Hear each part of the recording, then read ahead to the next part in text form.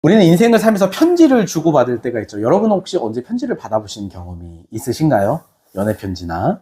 네, 저는 주로 군대 시절 편지를 이렇게 주고받은 경험이 있는데요. 그래서 한번 과거 군인들이 받았던 위문 편지를 소개해 보려고 해요. 한 초등학생이 이제 편지를 썼어요. 군인 아저씨, 군대에서 많이 힘드시죠? 저도 크면 군대를 가야 돼요. 저 군대 갈 때까지 거기서 기다려주세요. 라고 했다고. 악담이죠. 또 어떤 친구는 편지에 카카오톡 기프티콘을 그리고는 맛있게 드세요. 그랬대요. 놀리는 거죠. 또 다른 친구는 아저씨 사실 쓰고 싶지 않지만 쓰래서 써요. 너무 불쌍해요. 크리스마스 날 남자들 득실거리는 데서 어떻게 보내요? 어차피 휴가 가도 여친도 없을 테니 차라리 군대에서 보내세요. 군대는 밥 공짜로 주잖아요. 라고 했다고 해요. 또 어떤 친구는 이름이 혜정이래요. 아저씨, 이건 제 연습장이에요. 엄마가 군인 아저씨한테 아무 종이나 보내도 된다고 했어요. 저 때리고 싶죠? 때려봐요. 죽이고 싶죠? 죽여봐요. 아, 신난다. 그러자 이 군인이 답글을 썼어요. 혜정아, 오빠가 여자를 때려야겠다고 마음먹은 건 네가 처음이란다. 이제 찾아갈 테니 기다려라. 또 이와 반대로 군대 간 사람이 편지를 쓰는 경우도 있대요. 엄마, 아빠 명절 잘 지내고 계시죠? 저는 오늘 종교 행사 갔다가 초코파이 5개나 먹었어요. 행복해요. 건강하시고 사랑해요. 이 편지를 받은 부모는 우리 애 아픈 거 아니냐라고 부대에 전화를 했다고 해요. 또 어떤 경우는 집에 개한테 썼대요. 쓸 사람이 없어서. 멍멍멍멍, 왈왈왈, 멍멍멍, 끝. 진짜 편지라고 합니다. 저도 군인 당시 한 편지를 40통 정도 받으면서 그 편지를 기다리면서 늘 설렜던 기억이 있는데요. 오늘 우리가 읽은 이 빌립보서도 이런 편지의 종류 중에 하나라고 해요. 혹시 우리 성도님 중에 나는 빌립보 교회를 누가 세웠는지 혹시 아시는 분 계신가요? 바로 바울? 바울이 세웠죠. 여러분, 이 빌립보 교회로 말할 것 같으면 유럽에 세워진 최초의 교회인데, 이제 바울이 막 전도 여행을 다녀요. 그러면 어떤 지역에 가서 복음을 전하고, 교회가 세워지면 또 다른 지역으로 가서 또 복음을 전하고, 그런데 어느 날 복음을 전하다가 옥에 갇혔는데 빌립보 교회에서 소식이 들려오는 거예요. 지금 교회가 파벌이 나뉘어져 있고 외부의 핍박을 받기도 하고 이단들이 들어와서 이상한 소문을 퍼뜨리기도 하고, 또 이 바울이 감옥에 갇혔다는 소식을 듣고 걱정하는 사람들도 있고, 그래서 그들에게 편지를 써야겠다 하고 이 빌립보서를 쓰게 된 거죠. 그러면 이제 어떤 내용이 있느냐, 우리 같이 한번 1장 1절 읽어보겠습니다. 시작. 그리스도 예수의 종 바울과 디모데는 그리스도 예수 안에서 빌립보에 사는 모든 성도와 또한 감독들과 집사들에게 편지하노니. 아멘. 지금 바울이 편지를 쓰면서 자기를 뭐라고 소개하나요? 예수님의 종 바울이래요. 여러분, 원래 이 바울은요, 보통 교회들에게 편지 서신서를 쓸 때 여기에는 없지만 늘 빠지지 않고 자기를 표현하는 단어가 있었어요. 혹시 그게 뭔지 아세요? 바로 사도.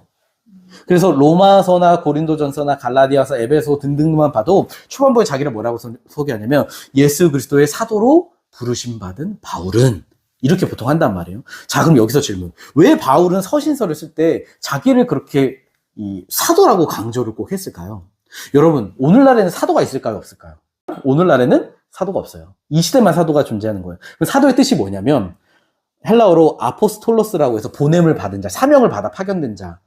그래서 성경에서 사도의 조건은 몇 가지가 있어요. 첫 번째는 뭐냐면 예수님의 직접 제자. 다시 말해 예수님이 직접 선택하셔서 가르치고 한 사람.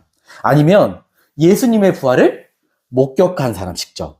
혹은 주님으로부터 특별한 보내심을 받은 사람. 근데 바울은 예수님을 눈으로 직접 만난 적이 없죠. 부활을 직접 본 적도 없죠. 근데 왜 사도냐?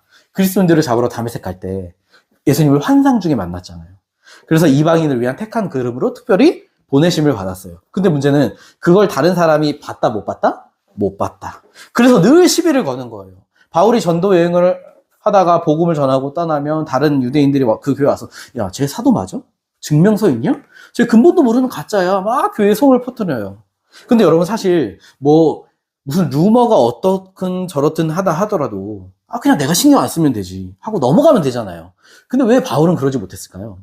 여러분, 요새 병원들 중에 특히 외과 쪽에서 보면 대리 수술을 하다가 걸린 경우가 있어요. 그래서 누가 수술을 하냐 보니까 의료기기 회사 관계자나 혹은 간호사가 하기도 한대요. 그래서 물었어요. 아니, 그 사람들이 수술을 할 수 있는 게 가능하긴 하냐? 그러니까 알고 봤더니 그 외과 쪽 수술은 주로 손 기술이지, 손 스킬이 정말 중요하대요.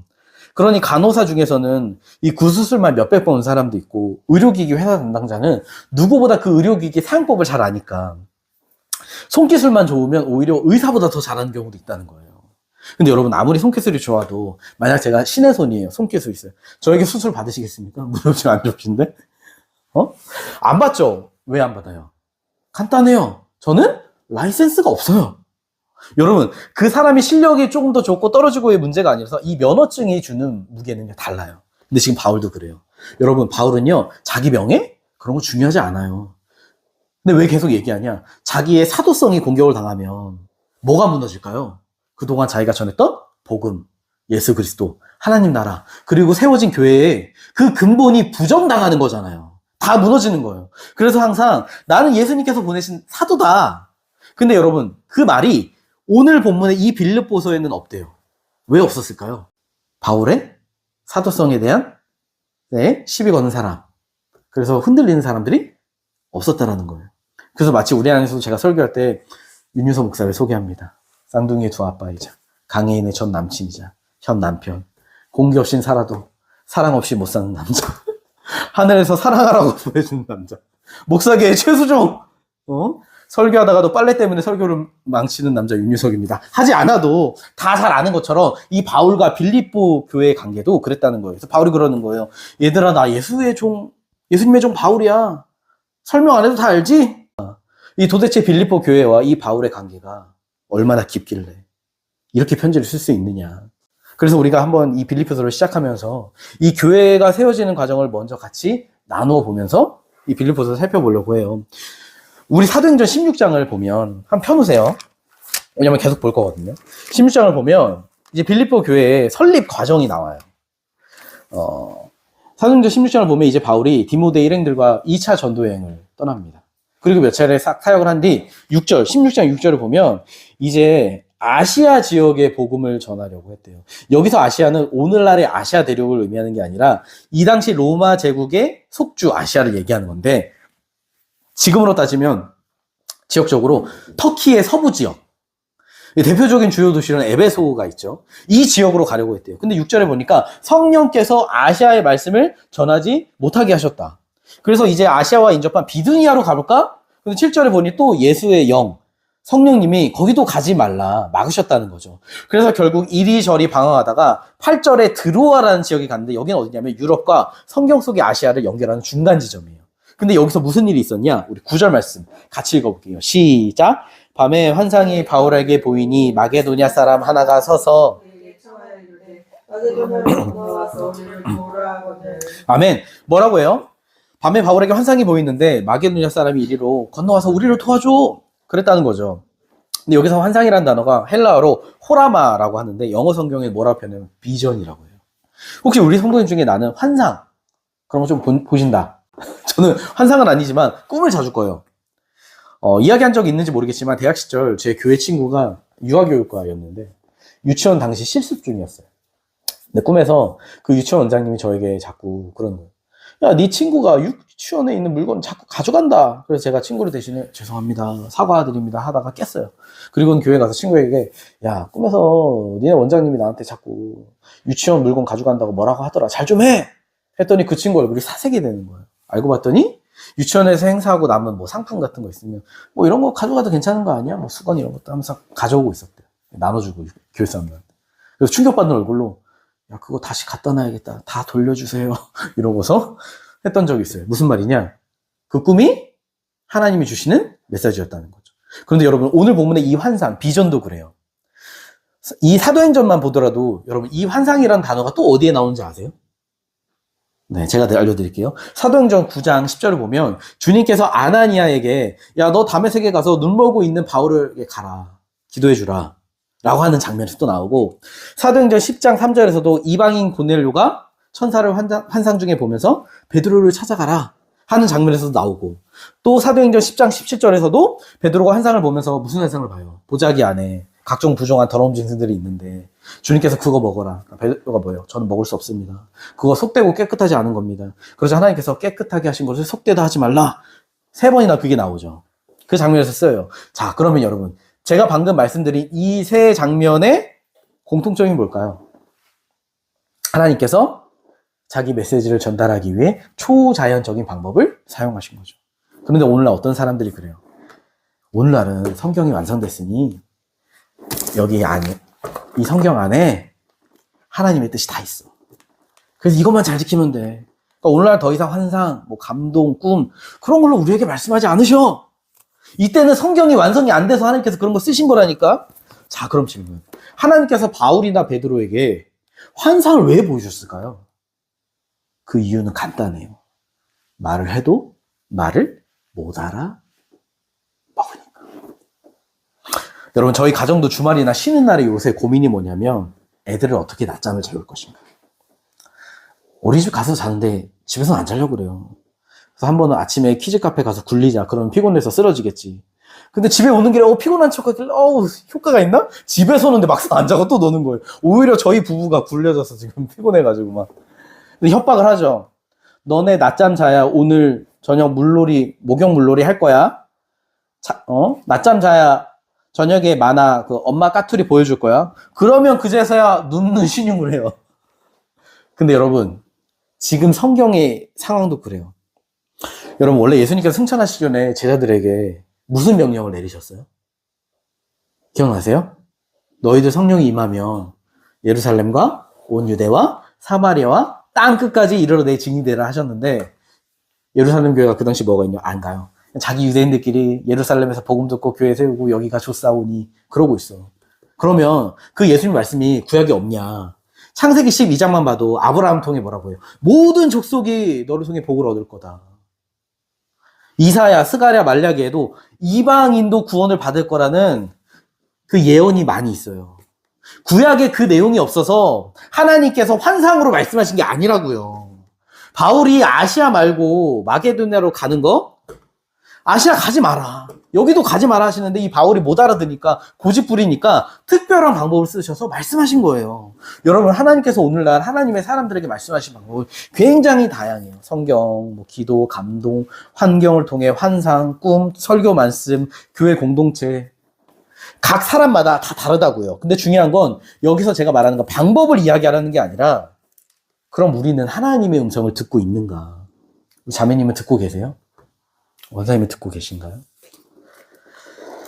우리가 하나님 말씀하실 때 우리의 영적인 귀가 열려 있는가? 여러분, 우리가 살면서 세상의 소리도 듣고 사탄의 음성도 듣고 내 내면의 소리도 듣고 주님의 음성도 들리는데, 그럼 주님께서 우리에게 말씀하시면 이게 주님으로부터 온 음성이구나 라는 것을 여러분 아실 수 있냐고요. 우리는 그걸 뭐라고 하냐면 영적 분별력이라고 해요. 그럼 여러분, 우리가 어떻게 해야 영적 분별력을 가질 수 있을까요? 제가 늘 말하잖아요. 뭐라고 해요? 하나님의 얼굴을 구하는 삶, 하나님이 중심이 되는 삶으로 돌아와야 한다. 다른 말로 하나님을 사랑하고 하나님을 알아가고 친밀한 교제 가운데 신앙의 본질로 돌아와야 된다. 왜요? 우리도 친한 사람에게 비밀을 얘기하잖아요.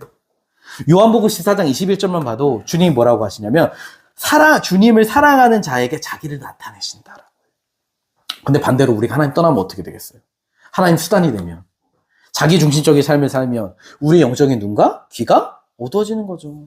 그래서 늘 말씀드리지만 예레미야 시대 때 이스라엘처럼 하나님께서 아무리 돌이켜라 말씀하셔도 코앞에 심판이 다가와도 모르고 망해도 왜 망하는지조차 그 이유조차 모르는 그 지경까지 되는 거예요. 근데 여러분, 오늘 본문의 바울은 사도잖아요. 근데 희한하게 주님께서 하지 말라고 그렇게 막으시는데 왜 바울은 그 당시에 주님의 뜻을 몰랐을까요? 사도인데. 그 이유는 바로 5절에 나와요. 16장 4절과 5절 말씀 한번 같이 읽어볼게요. 시작. 여러 성으로 다녀갈 때 예루살렘에 있는 사도와 장로들이 작정한 규례를 그들에게 주어 지키게 하니 이에 여러 교회가 믿음으로 더 굳건해지고 수가 날마다 늘어나니라. 아멘. 자, 여러분, 방금 구절 읽었잖아요. 왜 바울이 주님과 자꾸 안테나가 어긋났을까요? 그 이유는 바로 직전의 사역이 너무 성공적이었거든요. 바울이 이제 2차 전도 여행을 시작하는데 초반에 더베나, 루스드라, 이고니온 중에서 사역을 하는데 너무 잘 되는 거예요. 교회가 믿음이 더 굳건해지고 막 수어들어. 그래서 이 기세를 아시아 지역으로 가자. 왜냐하면 바울은 항상 큰 도시를 중심으로 거점을 삼아서 복음 전했거든요. 그래야 듣는 사람도 많고 복음도 잘 전달되겠지. 근데 문제는 그게 사람의 눈과 계획에는 괜찮을지 모르겠지만 하나님의 뜻은 아니었다는 거죠. 여러분, 우리가 여기서 한 가지 알 수 있는 게 뭐냐면, 무언가 일이 잘 되고 한다고 해서 그게 다 하나님의 뜻은 아니에요, 항상. 오늘날 교회가 사람 수도 늘고 좋은 건물도 있고 하면 좋죠. 세상에서 우리가 하는 일도 잘 되고, 로또도 뭐 당첨되고, 아니 자식 농사 잘 되고, 사람들이 부러워할 만한 인생이 되면, 우리는 무슨 생각이냐면, 하나님이 날 기뻐하시는가 보다. 여러분, 아까 제가 언급한 예레미야 시대의 이스라엘 백성들은 왜 그들이 자기들 눈앞에 심판이 닥쳐오는데도 몰랐을까요? 왠지 아세요? 그들은 경제적으로 부유했거든요. 그러니까 신앙은 타락했지만 세상적으로는 잘 되고 있었어요. 여러분, 저 이단 신천지 통일교 저번에 모여서 막 집회하는데 사람 빼곡해요. 특히나 하나님의 교회는 저기 어디야, 동인천 가는 길에 딱 보면 그 기존 교회 건물을 사가지고 너무 눈에 잘 보여. 하나님의 교회 삐까뻔쩍하게 웅장하게 지어놨어요. 그러면 그게 하나님이 함께 하셔서 그런 걸까요? 여러분, 우리가 영적으로 하나님의 뜻을 분별하고 음성을 듣는데 방해되는 게 뭔지 아세요? 그게 뭐냐면 바로 내 성공적인 경험들, 내 중심적인 생각들, 내 편견들. 그게 우리 영적인 눈과 귀를 왜곡시킨대요. 그래서 여러분, 우리 주위에도 어떤 말을 하더라도 A를 말했는데 B라고 알아듣는 사람이 있잖아요. 선글라스 끼면 있는 그대로 보는 게 아니라 색깔이 다르게 보게 하는 것처럼 왜곡시킨다는 거예요. 예를 들어 볼까요? 아까 제가 그랬잖아요. 오늘날 성경이 완성돼서 더 이상 개인에게 말씀하시는 거 없다. 주로 저희 교단에서 많이 그렇게 하는데, 실제로 보면 그들이 왜 그렇게 주장하는지 주 이유가 뭐냐면, 본인들이 그런 경험을 해본 적이 없어서요. 내가 지금 20년째 목사야. 내가 신학교 교수인데? 근데 내가 경험을 못 해봤어. 근데 네가 들었다고? 지금 이슬람 이런 데서는 어때요? 환상으로 예수님 만나고 회심하는 경우가 정말 많대요. 기적이 일어나서. 그래도 말도 안 되는 소리 하지 마라. 야, 그럴 거면 내가 나 같은 사람이 경험을 해야지. 근데 성경은 뭐라고 해요? 예수님 뭐라 하셨어요? 내 양은 내 음성을 듣는다. 요한복음 16장 13절에도 진리의 성령이 오시면 그가 너희를 모든 진리 가운데로 인도하시리니 그가 스스로 말하지 않고 오직 들은 것을 말하며 장래일을 너희에게 알리시리라. 여러분, 우리가 예수님을 믿는 것도 뭐예요? 주님께서 우리 마음 가운데 하나님의 음성을 듣게 하셨으니까 믿는 거잖아요. 예수님은 우리에게 가실 때 너희 성경책 줄 테니까 잘 연구하고 잘 적용하면서 살아봐 라고 하시지 않았어요. 뭘 보내시겠다고 하셨어요? 성령님을 보내겠다고 하셨죠. 그러니까 무슨 말이냐? 결국 그들은 야, 말씀이 중요하지, 말씀이 다 있지, 말씀 하지만 진짜 그들이 믿는 건 이 말씀이 아니라 뭐예요? 자기의 경험, 자기의 생각, 자기의 가치관. 그게 편견이 돼서 하나님의 음성을 제대로 듣지 못하게 만드는 거라고요. 우리도 그럴 수 있죠. 그런데 오늘 본문의 바울은요, 다행히도 10절을 보니 뭐라고 하냐? 환상을 보고 나서 인정했다라고 해요. 여러분, 이 단어는 무슨 뜻이냐면 깨닫다, 확신하다 뜻이 있대요. 다시 말해, 바울이 그 환상을 보고 하나님이 저 사람들에게 복음을 전하라고 부르시는구나 깨달았다는 거죠. 여러분, 이 메시지가 우리에게 주는 교훈이 뭘까요? 오늘 세상도 그렇고 교회도 여러분, 비전을 가지십시오. 근데 성경에서 비전은요, 우리가 갖는 게 아니라 보여지는 거예요. 성경은 사람이 내 비전을 어떻게 이루느냐 그게 아니라 주님께서 자신의 비전을 자신의 사람들을 통해 어떻게 이뤄가시는지에 대한 내용을 담고 있는 거라고요. 그러면 우리가 기도할 때 어떻게 기도해야 될까요? 주님, 제 인생, 제 비전을 보여주세요가 아니라 제 인생을 통해 이루실 하나님의 비전을 보기 원합니다. 오늘 제가 살고 있는 제 가정, 제 직장, 제 삶 가운데 하나님께서 행하시고 이루시기 원하는 하나님의 뜻, 목적, 길을 보게 해주세요. 아까 기도하신 거죠. 여러분, 우리가 인생을 살 때 수많은 계획을 세우잖아요. 우리 권사님은 초등학교 때 꿈이 있으셨나요? 꿈이 뭐셨어요? 외교관. 멋있네요. 전 대통령이었습니다. 가끔 제가 아내에게 그럽니다. 혹시 나중에라도 인생은 모르는 거니까 털면 먼지 나올 거 있냐. 요새는 보통 사돈의 8촌 계장까지 다 추적을 한다더라. 요새는 돈이 없으면 왜 이렇게 돈이 없냐 한대요.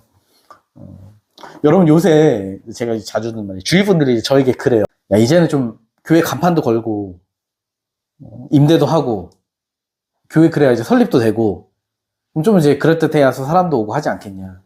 그런 말들을 이제 종종 저한테 합니다. 사실 저도 그렇게 하고 싶어요. 그래서 전에 과거에 우리가 여기 장소 괜찮은데 하는 계약 직전까지 갔던 것도 있잖아요. 근데 그때 제가 말씀드렸는지 모르지만 그 당시 계약을 앞두고 제 마음이 굉장히 불안하더라고요. 그럼 그럴 수 있죠. 야, 돈이 없어서 불안한 거 아니야? 여러분, 보통 하나님께서 뭘 딱 보여주시잖아요. 순종해라 하면 우리가 자원이 없어도 하나님께서 하나님의 방법대로 이루시는 걸 많이 목격을 했어요. 근데 왜 불안했을까요? 제가 그곳으로 가는 게 주님으로부터 온 거라는 믿음과 확신이 없는 거예요. 그래서 불안했던 거예요. 그래서 다른 곳 이곳저곳 수없이 부동산을 다니며 몇 개월 찾아도 마치 오늘 본문의 바울처럼 사방이 막힌 것 같고, 그리고 결국 여기로 인도하심을 받으면서 느낀 한 가지, 하나님께서 그 기한을 언제까지 하실지 모르겠지만 우리는 주님께서 이제 너희들의 기한이 여기서 끝났다, 새로운 곳으로 갈 때다 하고 앞서 가시면 그때 우리는 갈 거다. 왜요? 하나님은 하나님이 시작하신 일만 뒷받침하니까. 여러분, 우리는 교회의 머리가 누구예요? 교회의 머리가 누구세요? 예수님이죠. 우리 삶의 주인은 누구예요? 너무 쉬운 질문이죠, 제가. 하나님이시잖아요. 말은 하는데, 여러분 진짜 예수님이 우리의 교회를 다스리고 우리의 삶을 인도하시도록 우리 생각과 삶의 자리를 내어드리고 있나요? 아니죠. 우리 방법과 내가 주인이 되어 살 때가 많죠. 물론 우리가 열심히 노력하면 어떤 인간적인 성과는 거둘 수 있죠. 근데 사람의 방법은요, 하나님만이 하실 수 있는 게, 다시 말해 우리 교회를 통해 생명을 살리고 회복시키는 그런 역사는 사람의 방법으로 이루어지지 않아요. 그래서 여러분, 오히려 우리의 환경이 막히고 소망이 보이지 않을 때, 될 것 같은 꼬라지가 안 보인다고 할 때, 그때 가장 우리가 해야 될 게 뭘까요? 잠잠히 주님을 구하며 기다리는 거. 하나님의 때를. 왜요? 하나님의 방법이 늘 최선입니다. 우리는 인간은 소망이 사라져야, 그때서야 하나님을 보고 붙잡으니까. 그리고 하나님의 딱 비전이 보여진다. 그럼 그때 우리에게 진짜 그때 필요한 게 뭐냐? 어떤 자세가 필요하냐면 이 자세가 필요해요. 바로 순종하려는 자세. 다른 말로 하나님 말씀 앞에 엎드리고 두려워하는 자세. 여러분, 오늘 본문의 바울 일행이요, 그들이 하나님의 비전 앞에 무릎 꿇고 자기 계획과 생각들을 내려놓고 순종하는데 마게도냐로 떠나기 힘썼대요. 그러자 어떤 일이 일어나느냐? 11절 말씀 같이 읽어볼게요. 시작. 우리가 드로아에서 행하여 볼리로 가고. 아멘. 참 이상한 게, 드로아에서 최종 목적지가 어디냐면 네아폴리예요. 여러분, 여기 거리가 약 180에서 200km래요. 그럼 이 당시 이 정도 거리면 원래 배 타고 5일 걸리는 거리인데, 그 거리를 얼마 만에 갔어요? 이틀 만에. 무슨 말이냐? 이들이 순종했더니 하나님께서 5일 걸릴 거리를 2일 만에 가게 하신 거예요. 얼마나 급하셨으면. 그리고 도착한 곳이 어디냐? 12절에 보니 빌립보. 여기는 마게도냐 지방의 첫 성, 다시 말해 중심 대표 지역인데, 거기서 뭘 했냐? 13절 말씀 같이 읽어볼게요. 시작. 안식일에 우리가 기도할 곳이 있을까 하여 문 밖 강가에 나가 거기 앉아서 모인 여자들에게 말하는데. 아멘. 여러분, 보통 바울은요, 전도 방식이 보통 안식일에 해당을 가요. 거기 가면 유대인들이 모여서 안식일에 예배를 드리면 이런다고요. 오늘 오신 분 중에 이 말씀에 대해서 잘 설교해 주실 분이 계십니까? 그러면 바울이 나가서 구약 설교를 하면서 보통 예수 그리스도를 전한단 말이에요. 근데 문제는 빌립보에는 회당이 없어. 여러분, 이 회당은요, 유대인 남자 10명 이상이 있어야 세울 수 있어요. 그 말은 빌립보에 유대인 성인 남자가 거의 없다. 다른 말로 이방인들만 가득했다는 거죠. 그래서 어쩔 수 없이 기도할 때가 있냐 13절에 찾다가 문 밖 강가에서 여자들을 보았는데, 거기서 누구를 만났죠? 운명의 동역자 루디아를 만난 거예요. 여러분, 하나님께서 어떤 일을 계획하시고 인도하실 때는 항상 하나님의 때, 하나님의 타이밍이 있어요. 전에도 이야기했지만, 어제도 나눴지만, 항상 저희 아내가 저에게 늘 하는 말, 내가 독거 목사 구원해줬다. 그래서 저도 당신은 제 2의 구세주십니다. 아내랑 이야기를 나눴어요. 우리가 더 젊었을 때 만났다면 결혼했을까? 아니요. 목회자 절대 안 만나려고. 특히 개척하려는 목회자. 많은 소개를 거절했다고 하셨잖아요. 딱 한 번의 생각이 바뀌어서 묻지도 따지지도 않고 소개받겠다. 그냥 그래서 만난 게 하필 저였죠. 저도 사실 그 소개를 받았을 때 화요일날 연차를 내고 왔는데, 교회에서 그날이 담임 목사님이 생신이라고, 행정 목사가 연차 내지 말라고 눈치를 주더라고. 그래서 제가 그랬어요. 난 이게 더 중요한데, 그것보다? 하고서 왔어요. 만약 그때 안 그랬으면 지금의 아내를 못 만났을 거고, 우리 둥이들도 세상에 없었겠죠. 그 모든 과정이 주님의 타이밍이었던 거예요. 근데 여러분, 지금 바울의 만남도 그래요. 여러분, 이 루디아가 누구인지 아세요? 두아디라에서 무슨 장사하던 사람이래요? 옷감 장사. 근데 왜 빌립보까지 왔을까요, 이 사람이? 돈 벌러 왔겠죠, 장사하러. 간단해요. 어려운 거 아니에요. 그런데 그 장사하러 온 사람이 하나님의 계획과 시간 속에 있으니까 사업하러 왔다가 누구를 만나요? 바울을 만나고 복음을 듣고 예수님을 영접한 거예요. 그리고 이 루디아의 집에서 뭐가 시작됐냐? 빌립보 교회가 시작됐어요. 여러분, 참 신기한 건요, 이 사도행전 보잖아요. 나중에 18장에서 바울이 아덴에서 복음 전하다가 쫓겨나요. 고린도 갔는데 거기서 누구 만났냐? 브리스와 아굴라. 이들도 로마에서 쫓겨온 사람들이거든요. 쫓겨난 사람 셋이 항구 도시 고린도에서 만나서 거기서 또 고린도 교회가 시작돼요. 무슨 말이냐? 우리 인생에 우연은 없다. 여러분, 이 사도행전에서 교회가 세워지는 과정 보잖아요. 그럼 바울이 내가 전도 전략 1, 2, 3, 계획 1, 2, 3, 기도해! 주여! 열심히 해서 우리 전도 축제 해보자! 하고 세워진 교회가 아무것도 없어요. 어디 가다가 복음 전하다가 쫓겨나면 계획이 변경되고 어쩔 수 없이 등 떠밀려서 그 인도하심 따라가다가 또 교회가 세워지고 무릎 꿇고 엎드리면 복음이 그곳 가운데 전해지고 또 그렇게 세워진 교회로부터 다른 곳에 또 복음이 전달되고 그 이야기를 다룬 게 사도행전이라니까요. 그래서 사도행전 16장 14절만 봐도 누가 루디아의 마음을 열었다고 하나요? 누가 루디아의 마음을 열었어요? 주께서. 바울이 한 건 뭐예요? 바울이 한 건 뭐예요? 그죠? 주님 말씀에 순종한 것밖에 없죠. 여러분, 우리는요, 그냥 순종만 하시면 돼요. 그럼 하나님께서 일하세요. 그럼 왜 내 삶에는 하나님의 일하심이 없을까요? 거꾸로 생각해서. 순종을 안 하니까. 여러분, 우리가 순종 안 하면 하나님 말씀도 안 하세요. 야, 어차피 너 순종도 안 할 거면서 왜 자꾸 뜻과 길을 알려달라고 하냐? 여러분, 만약 우리의 삶에 하나님의 일하심이 없다? 그러면 우리가 해야 될 게 뭐냐? 내가 과거에 순종하지 않는 게 있나? 회개하셔야 돼요. 그리고 지금이라도 순종해야 돼요. 그리고 내 생각, 내 방법 다 내려놓으시고. 여러분, 이 사업가 루디아가요, 이 만남을 통해 나중에 어떤 일을 하게 되냐? 하나님 나라를 위해서 기꺼이 자기 재물을 내어주는 사람이 돼요. 나중에 바울 사역하는데 물질적인 지원까지도 해요. 그래서 그를 통해 빌립보의 많은 영혼들이 구원받고 이 유럽을 위한 사역의 전초기지가 되는 놀라운 일이 이 루디아를 통해서 일어난 거예요. 근데 여러분, 이 빌립보 교회의 스토리가 거기서 끝이냐? 아니요. 바울이 이제 길거리에서 어느 날 귀신 들린 여종을 봐요.